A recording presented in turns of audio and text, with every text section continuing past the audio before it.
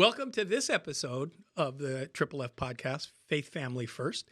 And Eva gave me this topic for today, and I needed to look up a word, which is odd because I know a lot of words, but I don't know all the words. And I had to look it up to know exactly what it meant because I thought I knew what it meant. That word was enumeration. And I was right, but I had to make sure for the show because I didn't want to be wrong. So let's talk about that today.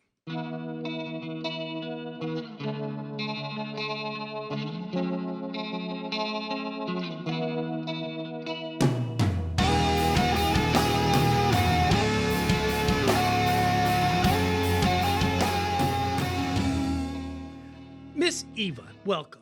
Mr. Hochberg, it's such a pleasure, as always, to sit across the table from you. So I want to read from Article 1, Section 2 of the U.S. Constitution. Oh, wait, did we talk about the Constitution last week? We always talk about the Yes, Constitution. we do. And if you want a copy of the Pocket Constitution, send me an email at info@hawaiifamilyforum.org and we'll get one to you.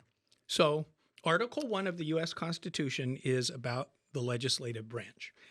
Section 1 says there's a Senate and a House. Section 2 talks about the House of Representatives, when they run for office, how they know how many to pick and all that. And this is the sentence that I wanted to talk about. The actual enumeration, with a capital E, the actual enumeration shall be made within every 10-year term in such a manner as the Congress by law shall direct. So enumeration, which I thought it did, but I was right when I looked it up, it means to count something. And guess what? You probably already know this, but you probably didn't really put it together. The Book of Numbers.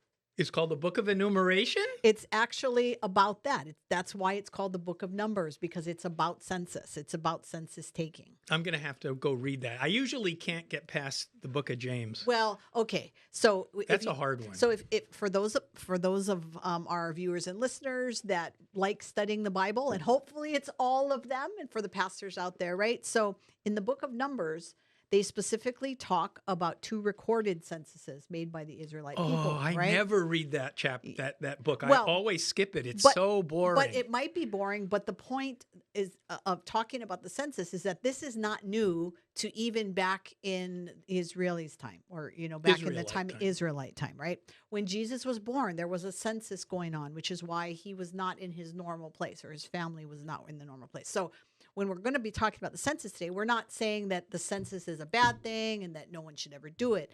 But I know that you have some thoughts on the way that the census is conducted, because the new numbers have been released by the census. Some things could be good from 2020. Some things could be good. Some things could be bad. And so we're going to talk a little bit about that today. Let's talk about the numbers, and then I'll criticize the whole process.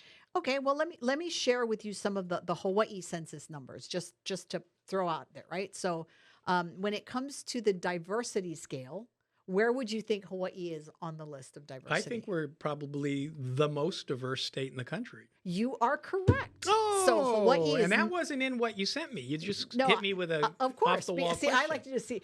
Okay, this is how I make things equal between Jim and I, right? So Jim's an attorney. He's licensed to practice here in the state of Hawaii. So on a level of knowledge scale, Jim probably blows me out of the water. So what I have to do is I have to come up with surprise things so that I can kind of level the playing field. That's how I roll. But anyway, so you're right. You're no less smart, and I'm no more smart. Okay, so Hawaii has a 76% diversity scale. We're number 1 on the list, followed only by California at 69.7. And then, of course, it goes down. Next is Nevada at 68.8, which is really interesting because everybody talks about Vegas and Nevada being like mini Hawaii's or whatever. And there actually is, when they did the studies, they showed that, so Hawaii still has the largest, obviously, Native Hawaiian and other Pacific Islander population, okay? So we have 399,045. But California is right behind us on Native Hawaiian numbers at 375, 388. But you also have to put into that calculation that California has way more dirt than we do, so they hold a lot more people. For us to cram all of us on these islands. It's nothing like California. No, it's nothing like California, but it's interesting. And then of course the other thing too is that when we look at the life expectancy now, although this was the Centers for Disease Control numbers, Hawaii is still on the top of the list for the length of time that people live. Let's give a shout out to Hawaii. Yay, Hawaii. I'm going to live and die here, but I know some people I know whose names shall remain nameless are planning on moving away from Hawaii. And so let's just not even talk about that right now. But okay, so there's some good things about the census numbers, but the census numbers also brought up some very serious problems. Like the Heritage Foundation recently wrote an article that some of the blue states, the numbers were finagled a bit, and that's going to cause a major problem. Well, that's because there was an effort by the Census Bureau to include people in the census that were typically not included before because they wanted to know about the illegals. Why they wanted to know, I don't know, but that was a big issue when they were trying to figure out how to do the census. Well, do yeah. they count them? Do they not count them? Right. So what's happening is it's and even the census is acknowledging this, that some of the red states were undercounted and then the blue states were overcounted. So do you know what the practical negative result of that is? The reason that the Constitution requires the enumeration is because there's not a set number of people in the House of Representatives and Congress. There's 2 senators, there's 100 senators, 2 per state, and it can't get any more than that unless they add states. But we do the census because the number of legislators in the House of Representatives and Congress is based on a fraction that is, I think, 30,000 or 300,000. I forget what the number is, but let's just, for easy counting, say 500,000 people equals 1 House seat. And so that means that a state like Hawaii that has less than 1.5 million people, they only get 2 House seats. Right. California gets, 50 House seats because they got 20 million people or whatever it is. Right. Those math, if you're a math guy, ignore that. I was making it up. Yeah. So if you're cheating in the blue states to increase the numbers in the census, you're going to get more people in Congress. And if you're undercounting in the red states compared to what's going on in the blue states, you're going to get fewer members in Congress, which is not the way this is supposed to work. No. And so on May 19th, 2022, the census released a press release about the numbers. And this is an actual quote from the Bureau Director Robert Santos, and he said this, and this is a quote, "Achieving an accurate count for all 50 states and D.C. is always a difficult endeavor, and these results suggest it was difficult again in 2020, particularly given the unprecedented challenges we faced. It is important to remember that the quality of the 2020 census total population count is robust and consistent with that of recent censuses. However," now what did they teach us in English? Whenever you throw a but or a however in there, totally it discounts negates everything that you said prior. So, however, we know that there is still more work to do in planning future censuses to ensure equitable coverage across the United States, and we are working to overcome any and all obstacles to achieve that goal. And it's because they got nailed for some of these numbers, acknowledging that there was a little bit of a problem getting the numbers. They were fighting COVID and all this kind of stuff, right? And they were trying to do it. But there was a buzzword in there. Yes. That buzzword was equitable. Yes. Whenever I know. I see equitable, and I would suggest that you maybe consider this as well, be very concerned, because equitable and equity is not the same as fair and equal. Yes. Very different. Well, it's and when they're using it, like you said, Correct. There's already a problem. And like you said, so you're right, that's a buzzword. It's something you have to be watching for. But there are 2 points that were made in the release of these numbers that I think you would be concerned with. So the errors that was reported to the census, and people were looking at these numbers, what they're saying now is that it means that the overcounted states are going to be receiving a larger share of the over 1.5 trillion in federal funds that are distributed to the states over the next decades based on their state populations. So that's where I have to complain. And you and many others, I'm sure. The purpose of the census is to figure out how many members belong in the House of Representatives and Congress. That is the constitutional purpose. There's nothing in there about asking what your race is. There's nothing in there asking how much money you make. It's just how many people live in your house. And so when the Congress passes statutes that authorize the Census Bureau to ask all these other invasive questions because Congress wants to know how to spend the money, that's not the constitutional purpose of the census. And what I do and I've been doing this through the last two censuses, which means back in 2010, and I think I did it with the 2000 census as well. When I get the census form at my house, I open it, I answer the first question. How many people live in the house? And I send it back in. That's the question they're allowed to ask me. I don't like the invasion of my privacy to ask any of the other questions. Am I gay? Am I straight? Am I the two male person thing in my household? Because all the stats that we have out of this latest one breaks it all down, which means they had to be asking those questions. They do. And I answer all the questions. I do feel the same way you do, but I do answer all the questions. Because when I'm looking at the numbers for myself, I want to believe that at least the numbers I'm looking at are somewhat accurate. Although I understand that they're not. Okay, I get it. I get it. All of the MAGA people and all the non-MAGA people in the country that value their privacy and don't really want Congress spending as much money as Congress wants to spend because we all pay it in our taxes, we need to limit their use of the census for that purpose. I remember a couple years ago, I did send out through our network just an encouragement of people to fill out the census because it had been sent out. And I did get some feedback from people that were like, and you were one of them, that were like, absolutely not. I will answer what they're asking. And then, of course, I understand where you're coming from. So, and people like you that feel that way. I have no judgment there. But I did get some feedback from people that work in the social services organizations that were they like, get the money. And they were like, yeah. Money. So they're like, we need to know who's out there. The church should do the social services and not the government. Well, and these are organizations that are doing it, that are faith-based, but they also receive federal funds. So for them, it's important to them. So I'm just throwing that out there. I got it. And the interesting thing is, because I refused in 2010, I specifically remember, I'm pretty sure I did it in 2000, but nobody bothered me.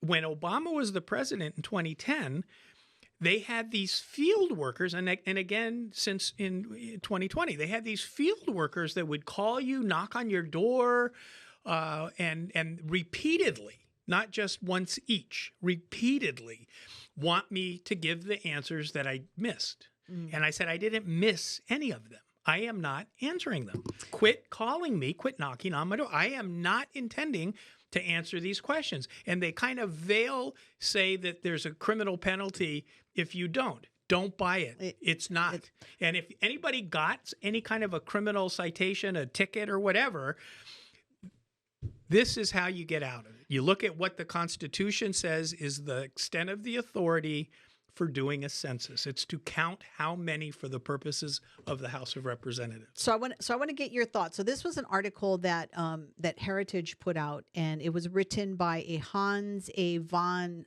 Spabak. I'm not even going to try to say his name. I love Hans.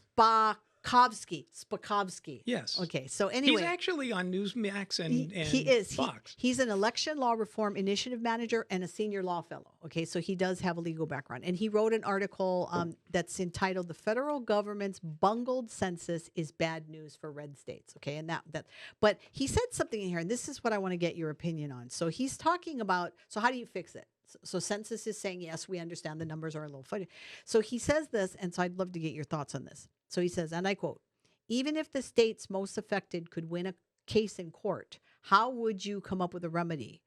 Ordering the Census Bureau to conduct another actual recount in the 14 effective states would be a complex, expensive undertaking that would provide numbers on a different date than the original census, whose population totals from April 1st, 2020, would still be in effect for the rest of the states, raising fundamental fairness issues given the high mobility of our population. And ordering a new census of the entire nation also seems impractical. So basically what he's saying is, I think, is that we're stuck. No, we're not stuck, because I like football. And when you run a play and you violate the rules, you go back to where you were and you start from there. So I would say the penalty is fine. You get to use the ones from 2010. You don't get the added population numbers from 2020 because you cheated. Well, and therefore those cheating states end up with less. Why do I have like a country western song popping in my head about those cheating states? So somebody out there write a song about those cheating states. You know what my favorite country western song is? Oh no, what? Drop kick me Jesus through the goalposts of life. Okay. End over end, not to left or to right. That is nice. I do like football. Okay. But you know what? The reason our privacy is important, and that's what the exceeding our obligation to say how many people live in our house. The Constitution says that we waive that privacy because they want to know for the purposes of how many congressmen are going to be for the next 10 years, right? But we maintain our privacy away from the Census Bureau other than that one question. Now, do you know what the crime was in the founding era of violating privacy? Do you know how privacy was violated in the founding era? If you put something on the public square. No. Oh, okay. It was called, pay attention, Think about it. Have a cartoon in your mind or a movie scene in your mind of how privacy could be infringed in the founding era. It was called eavesdropping, where they would sit outside your window, Eve, and listen to what your private conversation was. That was a crime. Oh, come on, because it was an invasion of privacy. You listeners and viewers, I don't even be looking at the camera like that doesn't affect you, because I know everyone is guilty of eavesdropping. No, but what I'm saying is in the founding era, that was a bad thing to do because we value our privacy. Now they hack into your stuff and all kind. I mean, now it's way eavesdropping. worse. My grandmother used to tell me that you never want to eavesdrop or get angry at someone because you're not hearing everything in its context, and you may be getting freaked out. I have been in a restaurant. You just negated everything you said prior. I have been in a restaurant having a nice dinner with my wife, sitting near some political operatives in our state, talking louder than they knew I could hear, and I don't hear very well. And I was inattentive to my dinner guests because that was pretty interesting stuff. Hey, so going back to your point, you're right. And it goes back to what you talked about last week on the Constitution show, is that when the Constitution was written, there were things happening and there were certain values that were written into the Constitution that still means something for us today. Because when I read the Constitution, I didn't see anything in there about, if somebody speeds by you on a horse, that this is how they should be punished. Or, if somebody whips out one of those early pistols from the 1800s, they didn't do that because it was values, what they wrote into the Constitution. Well, because the federal Constitution wasn't supposed to be regulating our daily lives. It was supposed to run the military, coin money so that all the states had the same money, do the post office. That's actually in the Constitution, regulate commerce among the states, do international law. I mean, there were specific things that were very separated from local living. The states and the local governments were supposed to be our source of government in our daily lives, school, health, shopping in the store, staying in a hotel. All those things were supposed to be local. And so, some bad things happened because of racism. Heart of Atlanta Hotel had to come out of the U.S. Supreme Court because they wouldn't let a black guy stay in a hotel overnight and stuff. And this is the thing, as Christians, what we talk about is human nature. There is a sinful nature inside of man, which is why we needed a savior. And so for those of us having these political discussions, we get that racism and things like that exist because there are sinful people out there. Correct. But if our current Supreme Court was the Supreme Court when Heart of Atlanta Motel was decided, they would have said, does not discriminating based on race or other characteristics in staying in overnight places part of the history and tradition. And yes, it was. In England, in the colonies, if somebody traveling needed overnight accommodations, you couldn't turn them away. That's what made Mary and Joseph's story, I mean, it goes all the way back there. They got turned away, not because they didn't like them, because they didn't have any room. Yeah. Well, and even in the biblical stories, I know that in one of the Old Testament stories of the census, there was one of the top guys, I forget his name offhand, pastors listening probably know, that when he was ordered, I think by David, to do the census, he got mad because he knew that it was coming from a bad place, but he had to listen to the king and he did it anyway. But the guy was actually right, and the Lord got mad at David, and so he gave him a choice. You either get 9 years of punishment or whatever. So I mean, things can be done wrong when it comes to the census. So we're acknowledging that. But I want to another point of the census so what I like to do, and you know this because you've worked with me, I like to look at the numbers when it comes to the voting age population. You do. Okay. So I love that they gave us the new numbers for Hawaii's voting age population, which is 1,020,517,000. So we picked up 20,000. So we picked up. But let's go to the primary election statistics, shall we? So they mailed out, let's see, it was 853,874. So that means ballots. 100,000 plus didn't get ballots. 166,000 are not registered to vote. Okay. So when you're looking at that number, okay, candidates, go find them. So here we go. And as you know, I like to do this. So what we're talking about is when you've got 1,020,000 people who are eligible to vote in the state of Hawaii, but you only have 800,000 that are registered, there are still missing pieces to this puzzle. Now you mail a ballot to this 800,000 people. You mail a ballot, but only 340,000 actually vote, which according to the Office of Elections is 39.8%. 39.8%, 40%. 60% of the people in the state of Hawaii, registered voters, just tossed out their ballot. They just chose not to vote. So in the are primary. those 167,000 eligible voters, or are they 167,000 people? Because what if they're felons and they're no longer eligible to vote? According to the census, they classify this as citizen voting age population. So 18 but voting and over. age doesn't mean eligible to vote. They don't ask that in the census, Jim. They don't care about that. Well, they shouldn't be asking any of this stupid stuff. Well, that's my point. Is they ask what they want to ask. And you know what? If we elect people to Congress who only want the census to ask how many people for the House numbers, and they stop asking all these silly questions, that will also help Congress not know how to give money away. So maybe the taxes will go down. Maybe.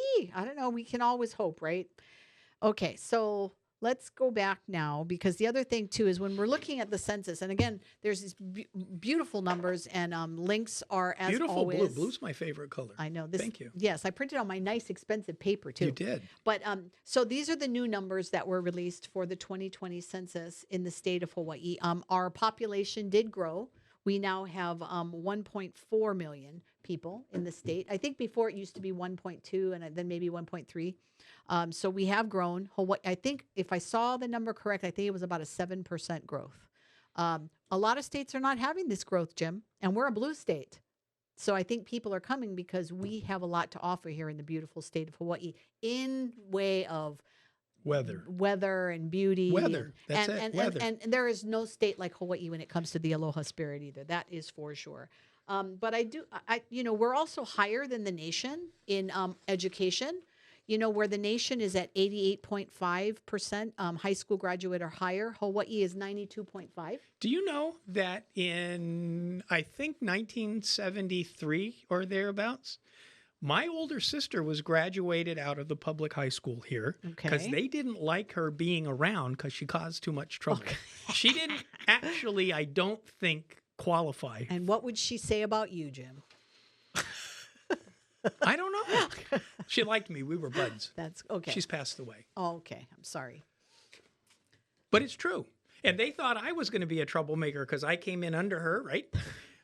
That was interesting. But I was a good student. Yes, so the other interesting thing too is when you look at things like same-sex marriage, There's not a high number of that. Remember when we were fighting same-sex marriage? Do you remember how the argument then was they just wanted the same ability to... They just wanted those economic benefits. And all that. And it's interesting that the numbers on same-sex marriage households has not grown that much at all. I think, when I looked in here. It was a very small number. So let's just say that... But you know what's interesting? They actually asked... Okay, you're in the 1,200, whatever it is, same-sex marriage households. Are you 2 guys? Are you 2 girls? And wait till next time around.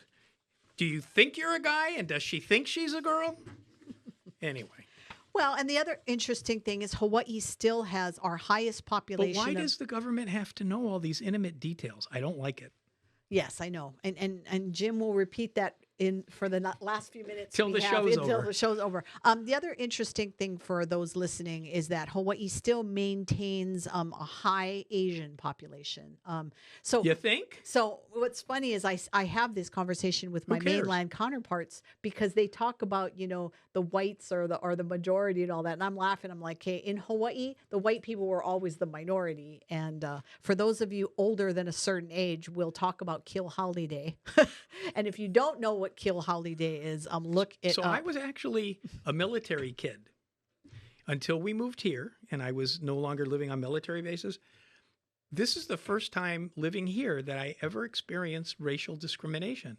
And I thought my name was started with an F and my second name started with an H because I got called that an awful lot. Oh, God. Okay. Yes. And for those of you that are local, you know what he's talking about. And those of you not local, you don't, but that's okay. I'm not She'll put it in the bottom. Put in a comment on the bottom. Put him in a comment on the bottom. But see, we do experience things here that the other states don't experience. Yeah. But we also have a great amount of love and aloha to offer. And we talk about that all the time. Jim and I could be at the Capitol, and even people that don't like us. I had somebody who's very strong in the Democratic. They disagree. They don't not like us. They don't agree. Yeah. I mean, there's a prominent Democratic. Which I see in Foodland a lot, and we chat. He's so funny. Every time he sees it, he says, I really want to hate you, but I can't because you're so nice. And you know what? As Christians, really, isn't that the bottom line? Are we not supposed to always reflect Jesus in everything that we do?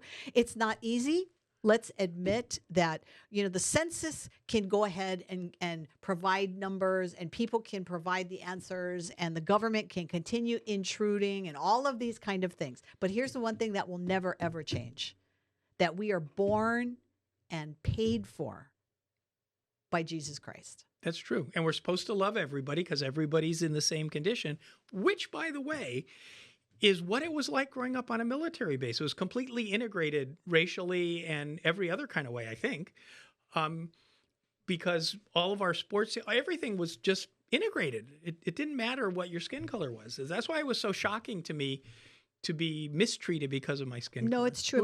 My grandparents used to always tell us, right, to look beyond somebody's ethnicity, especially here in Hawaii.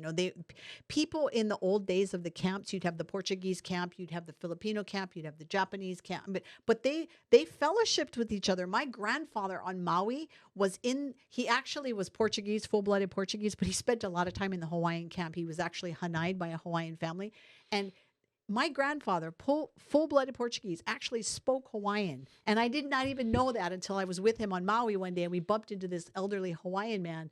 And he goes, they just started talking in Hawaiian. I said, Grandpa, you talk Hawaiian? He goes, no.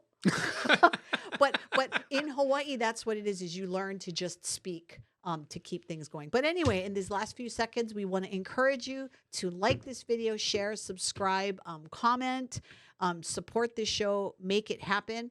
And basically what we were talking about in the census number today is that the census isn't going to go away. There's going to be another census in 10 years. And maybe you're like Jim and you think the government should stay out of your business. Or maybe you're like the people that figure you can answer the questions. But here's the one thing we want you to take away from today's language. You are bought and paid for by the King of Kings and the Lord of Lords. And that's the only number that we should really be caring about. Yeah. So I agree. So we will see you next week. We love you, everyone, for taking time out with us today. Mahalo, everybody. See you next time.